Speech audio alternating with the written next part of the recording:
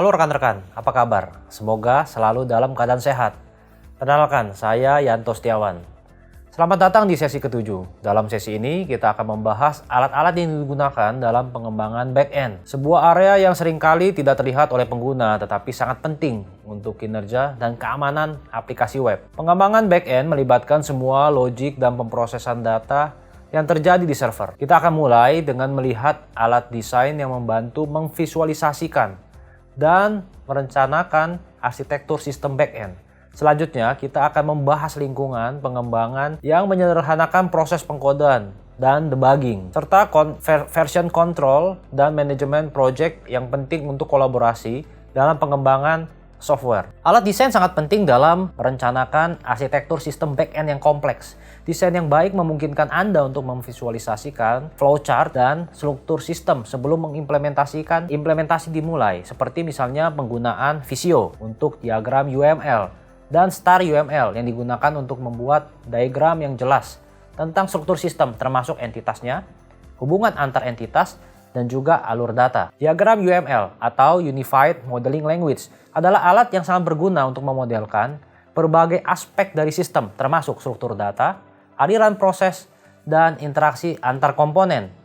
Dengan menggunakan alat desain ini, Anda dapat memastikan bahwa semua aspek dari sistem back-end dirancang dengan baik, yang akan mengurangi resiko kesalahan selama pengembangan dan meningkatkan efisiensi secara keseluruhan. Lingkungan pengembangan atau IDE, Integrated Development Environment, adalah perangkat lunak atau software yang menyediakan berbagai data alat untuk mempermudah proses pengkodean. IDE modern menawarkan fitur seperti penyelesaian kode secara otomatis, debugging, dan penyorotan sintaks yang membantu pengembang dalam menulis kode dengan bersih dan efisien. IDE yang termasuk populer seperti misalnya Eclipse, NetBeans, Aptana yang mendukung berbagai bahasa pemrograman. Selain IDE, text editor seperti Emacs, Vim, dan Sublime Text juga banyak digunakan, terutama untuk pengembangannya lebih ringan atau ketika pengembang memerlukan lingkungan yang lebih sederhana. Memilih lingkungan pengembang atau IDE yang tepat dapat meningkatkan produktivitas Anda dan membantu dalam mengembangkan software yang lebih cepat dan bebas dari bugs. Version control adalah komponen penting dalam pengembangan software modern, memungkinkan tim untuk mengelola perubahan kode dan bekerja bersama-sama pada proyek yang sama tanpa konflik.